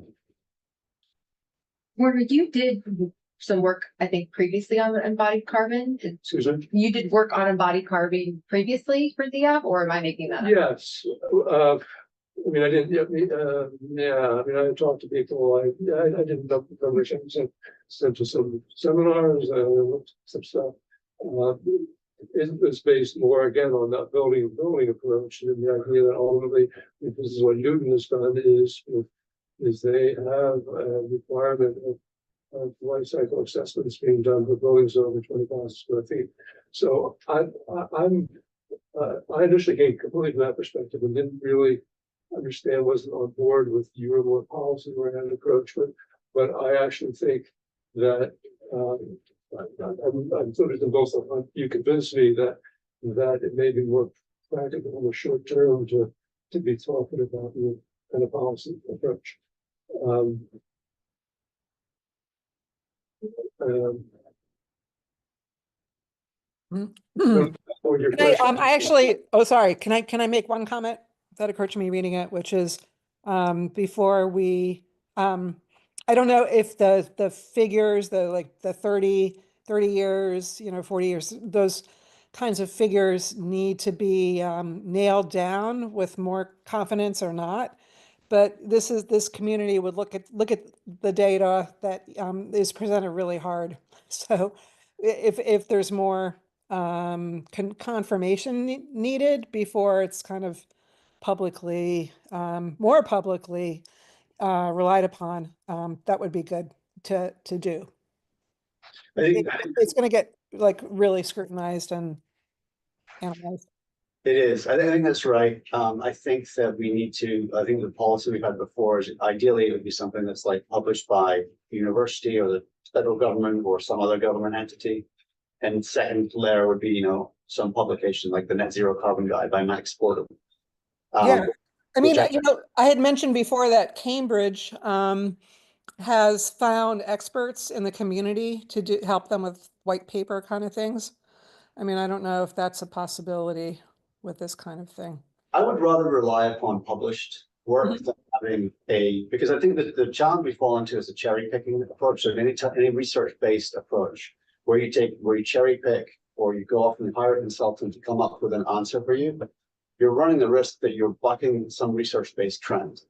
And I think we've seen that quite often. And so I think I would much rather rely upon data that's publicly available, that's been vetted by ideally the EPA would be perfect, right? That would be a better approach than going out and hiring a consultant that's going to come up with a perspective which is probably colored by whoever hired it. And I think that's a very problematic approach to take as a general rule. It's also expensive. Yeah, and there are people in the community who could maybe direct us to people to vet or, have thoughts of their own, kind of looking at something like this to kind of. I'll give a concrete example of what I mean by the kind of cherry picking. So, in talking to the Preservation Commission about windows, they have two studies that they cite, neither of which are mainstream studies. Right. They're both studies done by they're both done by people who are like window advocates. Yeah. And I would just say, I wouldn't even entertain having that as part of the conversation. If the EPA has published something about windows, which by the way, they have, I don't know why we're looking at these cherry pick studies. And I don't think we should be doing the same thing either for any of our work. We should be looking at the more generally published. That's just my very strong point. Yeah, right? No, I'm just advocating for kicking of tires in various ways. Sure. Okay, well then there's nothing more to say about this. I'll just incorporate this in. The one thing that Tina McCarthy did say is that she thinks the Preservation Commission will be insistent upon a life cycle analysis to waive the demolition delay. I think that's fine as long as, and we talked about it being checklist based, so that it wouldn't be like a case by case, but there would actually be a set of criteria that someone would have to hit. That seems like a completely fine. If you get to the point where we have a guideline, it's in line with what the Preservation Commission suggests, you get to that point, you should already know that you can get through that process. If you don't, you haven't done your homework. So that's all you. Okay, so maybe I missed something here, but so what you're saying is you have the criteria, whatever, 30-year payback on the And if if a project were to meet that criteria, then the 18 months. No, we can't control that. That's Yeah, completely control of. So what would be waived? So you'd go back to the original new construction initiative, we'd be saying that you could get additional FAR, you could get additional density, Okay. and all that kind of stuff, Okay. right? So there would be these financial incentives based around that kind of stuff. Now, whether or not you get past Preservation Commission is entirely up to the Preservation Commission, right? Whether you get past demolition delay. We were just trying to align what we are doing with the way. that they Okay, do. all right, yeah, because when you brought up the preservation, okay, I misunderstood that. That's Okay. that's something that we can't control at this point because of the demolition bylaw. Okay, we're at 6:37. We have Verdo and residential solar. But I don't Yeah, the know. residential solar, I thought we had this brief discussion last meeting that. That we just don't have the time or given what's happening with it. Also, isn't residential solar, isn't it Kathleen's? It is Kathleen's, And she's not here? she's not here, but I'm working with her on it. Okay. Do you have something you want to present on Verdo? Well, I thought what we were gonna do was do the framework ranking. Yeah. But I don't have. Well, we just jumped off residential solar real quick. I wonder in transition, we have municipal solar, we have residential solar, and I wonder if there's been any consideration to commercial solar. Commercial properties, and we talked just last night about the possibility of, for example, solar canopies over commercial parking lots, commercial buildings, incentivizing commercial. So is there a plan to have an initiative that also addresses privately owned commercial? We could look into that. I think there's aspects of commercial solar in the Verdo work. Okay, it feels to me like if you're looking at solar in Brookline, we've covered 2 out of the 3 possible land ownership scenarios.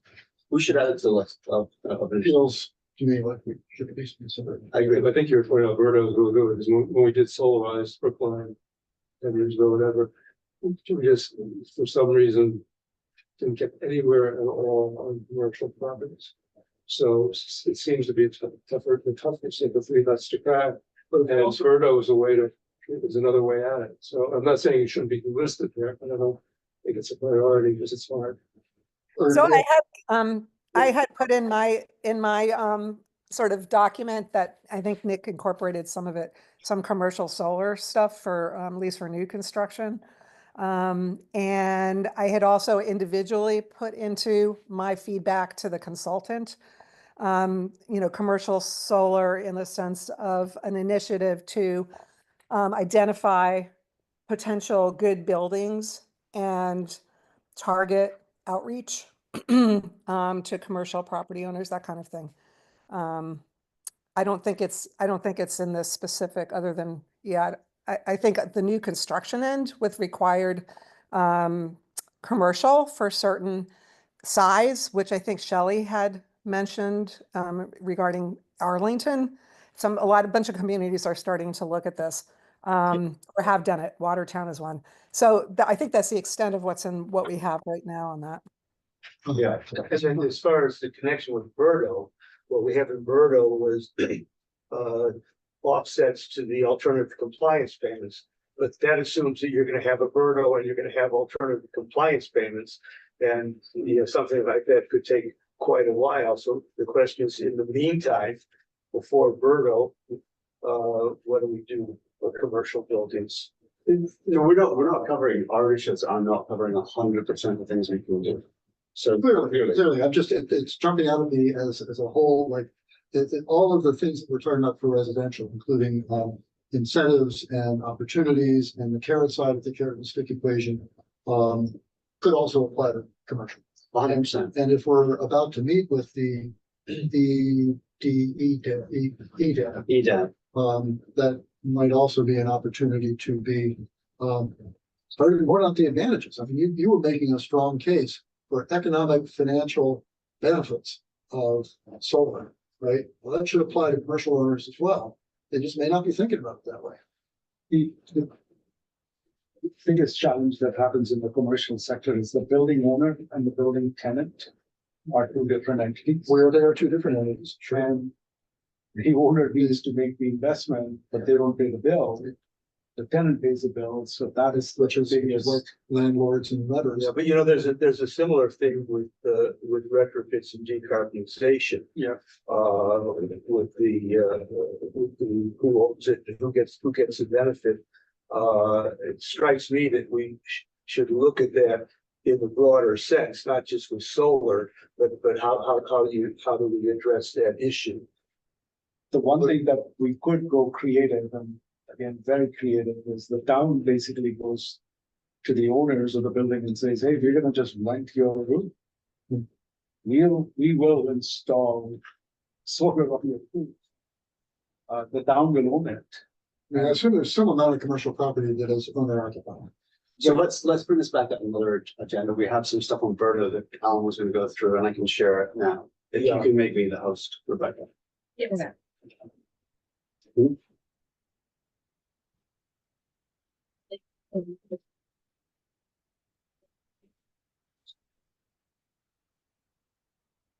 All right, you should be able to share. Okay, let me just make sure I'm sharing the right thing. Okay, okay.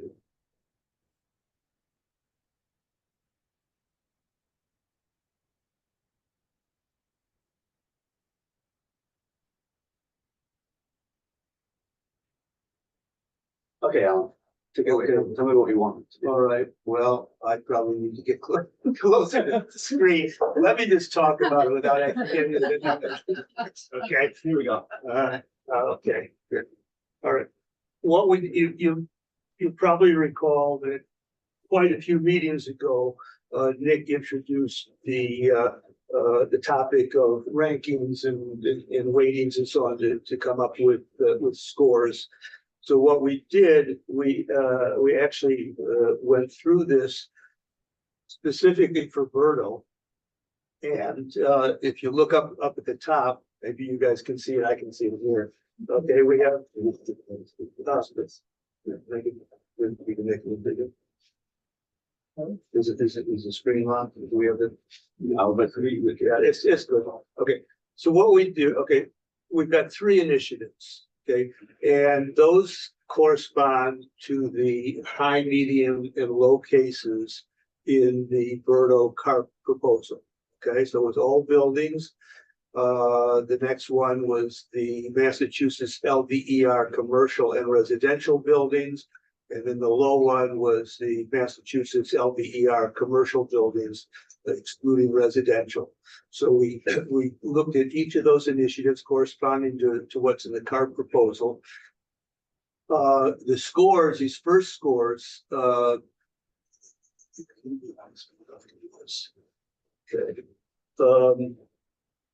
So what we had here in the proposal, we came up with CO2 savings for each case. We came up with a net cost for retrofitting all of the buildings within each of the 3 cases. And then under the total score, you've got dollars per metric ton. So it's just, one divided by the other. I've lost it. Okay. How do you get that first number, that $5,000 number? No. Okay, the first number I got was that to do all of the buildings and for which includes residential and everything would cost $1 billion to retrofit. Okay, which is probably a low number, but that's what I came up with. Right, to retrofit the LBER category, which means buildings, commercial and residential that are 20,000 square feet and larger, would cost $593 million to do, and so on. So we came up with a number. Okay, then I came up with an estimated what's that going to do? How many metric tons of CO2 are we save each year? So I made an estimate of that. If you take those divide one by the other, you come up with, okay. So that's what we're seeing in column D. Yes, D is in Okay, so that's dollars per metric ton CO2 per year. And before you go on, one thing to know is every number that you see below line 10 and below is completely made up. So don't try and make any comparison between the yeah. carefully curated numbers that Alan has put together and the hot garbage that is below that line. Okay. So, And I was gonna pay actually, 13 cents. and actually what I want to do is I want to go over here. that would you understand? I think it's probably here. Yeah, this is the same thing. That was the whole summer sheet. This is just for Berto. And the reason I want to do that is I couldn't remember the formula. Okay, but I can get the formula in this one. Okay, all right. Oh, this is the weighted score. That's right. Okay, I remember now. In the proposal that Nick and I forget who else was involved put together, we came up with weighted scores, and I don't know if that shows up on. Oh no, it should. Okay. Hold on. So by weighted scores, basically how I like to think of it, Yeah, that's yeah, putting yeah. these initiatives through the prioritization framework. Yeah, that's We it. considered the different qualifiers of Yes.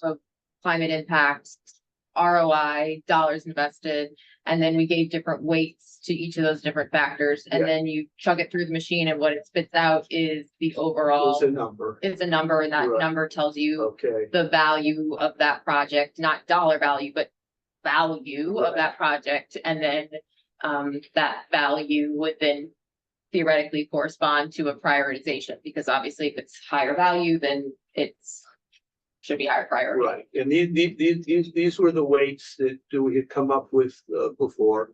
And what I'll say, and I'm having trouble remembering the details of that when I actually went through it.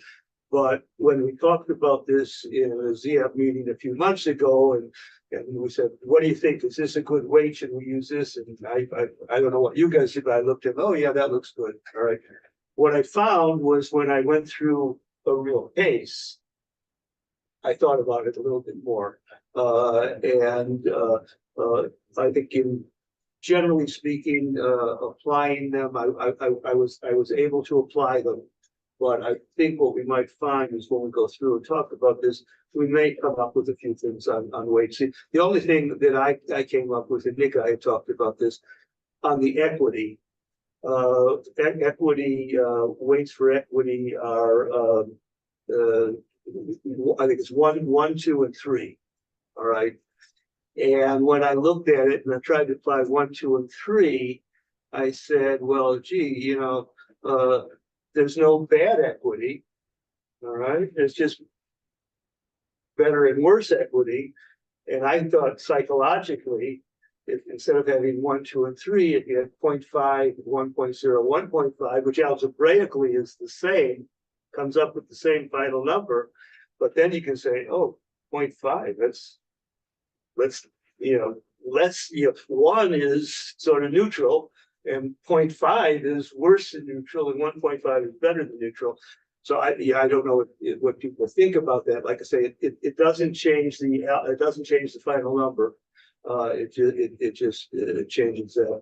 But let's go back now to the okay.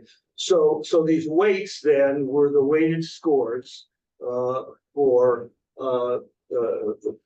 those various cases. And I think from memory, the reason commercial buildings only came out better was that we eliminated residential buildings, and it felt like the equity in resident, where you're going to have affect low-income people, is going to be primarily in the residential buildings. They live there, they're paying their rent or whatever. They don't have a lot of choice on what to do. So that's why that score looked lower. So Alan, can I just ask, because that was like the first thing that caught my mind here is that, Berto, all buildings, both the dollar amount in column D, I think it was, and then the weighted score, it was not the best performer. And this middle approach was even worse in terms of, dollar per metric ton of carbon dioxide. And then the best, both overall in the weighted score and the dollar value, was the commercial buildings. And so that was very curious to me. So I just wasn't sure if you felt that that was a result of an expected result, or if that was based off of the weights, and that maybe that derives that there needs to be a shift in the weights. Okay, no, the dollars per metric tons and the weights have got nothing to do with one another. Okay, the dollars per metric tons come from an estimate of CO2 emissions, all right? And what I did for the CO2 emissions, I've got all sorts of other spreadsheets that are not here. We had the we had the blue strike greenhouse gas inventory, and they separated out community emissions from municipal. Okay, so I took a look and I said, okay, I wasn't considering municipal buildings in this. Okay, so I took the municipal emissions and moved those aside, and they had a total amount of greenhouse gas emissions from buildings, right? And then I went through, and this is just I can't even remember the details without looking at the spreadsheet, but in general terms, what I did was I came up with, from various sources, numbers for greenhouse gas emissions per square foot for different types of buildings, okay? And then I had numbers from the assessor's office, which were just from one meeting with them, okay, really need to be refined. But I had some numbers on how many square feet for various types of buildings. And then Alan, I don't think that was Alexander's question. Was that I might be not? wrong. Well, Oh, I'm sorry. no, that's all right, but you were giving us a great explanation. I didn't want to interrupt you. I guess what I was just talking about more is the fact that under the dollar per metric ton, it says lower is better, and then over in the weighted score, it says higher is better. So just looking at the numbers, not together, but just individually, my read of this is that row 9 is the best option in both measurements of how we're looking. It is. Oh, yeah, it is. Of course, if you go into the Berto thing, that also reduces greenhouse gas emissions by the smallest amount. So yes, I knew that. And so that's why I was saying, is that what you expected going into this prioritization framework? Because part of the reason that we were doing all the great you all have been doing all the great analysis on the initiatives is to then run it through these frameworks and see how the framework works. And I'm wondering if this is telling us that there's a flaw in the prioritization framework. No, I had no idea what it was going to be. Yeah. Okay, I had no idea what it was going to be. What I tried to do was come up with a cost for the 3 scenarios. And I knew, and we had the greenhouse gas emissions. I used that to come up with the breakdowns. Obviously, all buildings is going to be going to get it. If we did all the buildings, then we're going to eliminate greenhouse gas emissions from all buildings. If we only did commercial buildings, we're going to get the number 19%. I also think that the question is a good question, but it also is, I think the challenge we have is we're not comparing this to another initiative, like let's say new construction. Right, yeah. So I would say that these numbers are substantively the same. Yeah, it's very, well, 2 of them are exactly. Right. Can I have a couple of questions too, and I can jump in? Okay, could I finish, Patty? Okay, thank you. So this is total score. I think that we have talked about how we emphasize or de-emphasize some of the criteria, return on investment, et cetera. And so this is just total. I have a few questions, but one is, what return of investment? I think we've all kind of talked about that as a really important consideration. How did these 3 categories fare just on that criteria? Well, I think so. If we want to talk about, we go into the details. So we go back. So Patty, I'm still in the middle of a thought, and I would like to finish the thought if I could. Sure. Okay. So these three things are substantively the same, and these three, although they are different and one's higher than lower, they're in the same kind of ballpark. Yeah, agreed. I think when we start to look at other initiatives, what we might find is that like, let's say this is a renovation of town buildings, Mhm. right? The high for the renovation of town buildings might be $100,000 per ton of CO2. And so I think that's the comparison we're really looking for. Looking for comparisons between different low, medium, high here is really telling us, does this scale? As opposed to, is this, so I would say that this initiative, bird initiative, scales across all variations reasonably linearly. So as we do more of it, the score remains high, the cost remains more or less the same. Whereas if we look at other things, if we looked at, for example, town buildings, what I would expect to see, although we haven't done it, but what I'd expect to see is that the score for the smaller town buildings, the cost of small town buildings would be much better, the low version. And for all town buildings, it would be much worse. So I think this is looking across an initiative, you're really saying, does this thing scale? I see. Whereas when we're comparing initiative to initiative, we're saying, how did these different initiatives compare to each other? I see. And I know that's confusing because we only have one to compare right now, but that's the way I was thinking about it. Does that make sense? Yes, that does. Thank you. Just two things. First of all, I agree with you. We have to look at other initiatives. I think we're going to see other initiatives, and we're going to find that solar panels, instead of being $5,000 or $6,000 per metric ton, might be $700 per metric ton or something. That's what we're looking. That's the kind of thing that we need to look for. Because, as I said, I did the best I could on this, but there's It's all big numbers. Well, these aren't fake. They're not fake numbers, okay, but they're based on generalizations, okay? Yeah. How much did it cost from some report from the state of New York, and Yeah. how much it costs for various buildings? Okay, for in single family home residentials, we have Energy Sage, and I tried to match that up with the census of buildings in Brookline. But to me, I think it's not the difference between 4,300 and 6,600. Okay, because I don't know how accurate those are relative to one another, but it's going to be compared to something that costs a fraction of that. The weighted score, if you could, there is a I don't know if you want to go in it now, but you're asking questions about how did we come up with that. Well, we had the framework. We had things about definitions in the framework. If this is the case and it gets a 4 or a 100 or whatever it was, I looked at those things and used my judgment to come up with those numbers. And in terms of why are they similar or not very dissimilar from one another, there you have to go to the other page on this and you take a look. But in going through it, it felt like a lot of these things don't change very much when you go from one to the Well, other. they don't here because all of the changes, all the Bordeaux initiatives will make a massive difference. Yeah. Whereas if we look at other things, if we look at, if we did a very small solar versus a very large solar, there would be a massive difference. Yeah. Whereas these are all what we consider to be high. Right, yeah, and there's examples.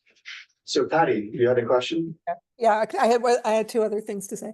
One is I just wanted to confirm my understanding that, I think what Alan was saying, if I understood, was he made a value judgment that residential impacts equity adversely more than commercial, which is made perhaps logical. It is. I don't remember us talking about it as a group, but I think what he said is the scores, reflect of that value judgment in part. And so let me just, is that wrong, Alan? Let's just go there. It is. There's equity. Okay, somewhat difficult to achieve. Okay, so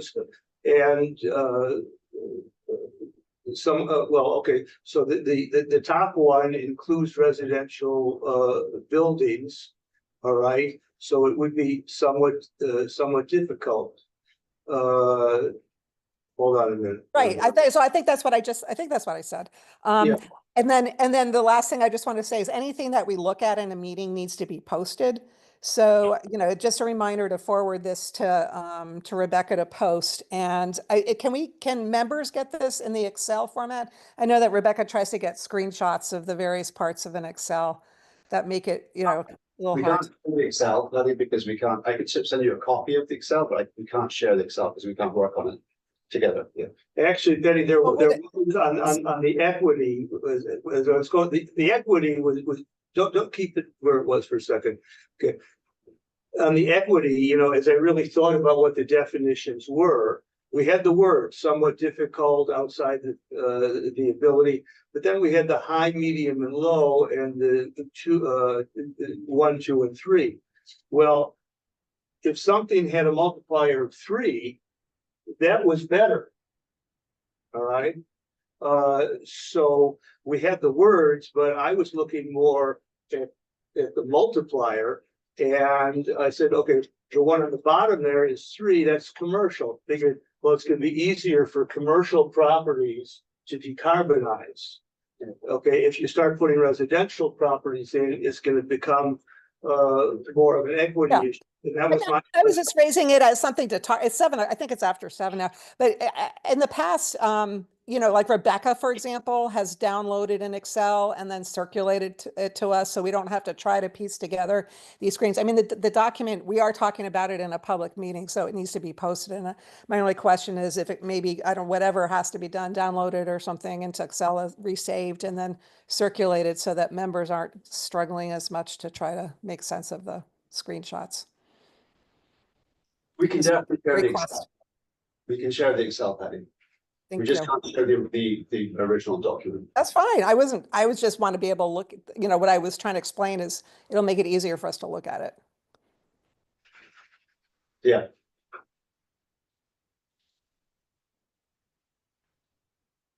So anyway, thank you, Alan, for putting all this together. I think it's hugely helpful. It gives us a first version of the framework. And I think what we need now is 2 more.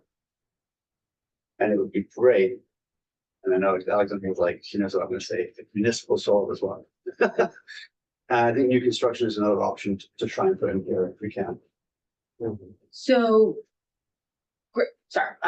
great, yes, I have a question, but I can wait until you're finished talking about this. I'm done. Oh, okay.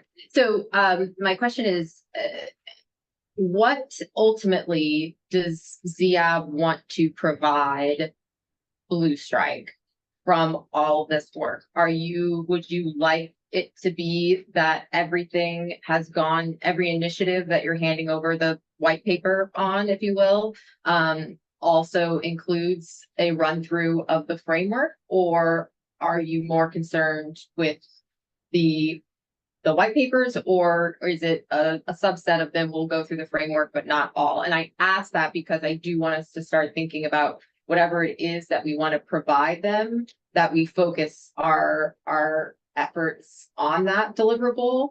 And then we can continue to go through the initiatives and continue workshopping those, you know, because those would be living documents. But whatever it is we want to hand over to them, I think we probably want to focus our efforts on that for the next couple of meetings. And I also just want to understand what it is our final goal is to deliver to them. I think what we want to do, we can't do everything.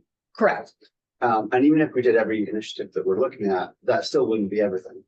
So we shouldn't even try to do everything. What we should try and do is do 2 or 3 things as well as we can to provide a sample for how it should be done.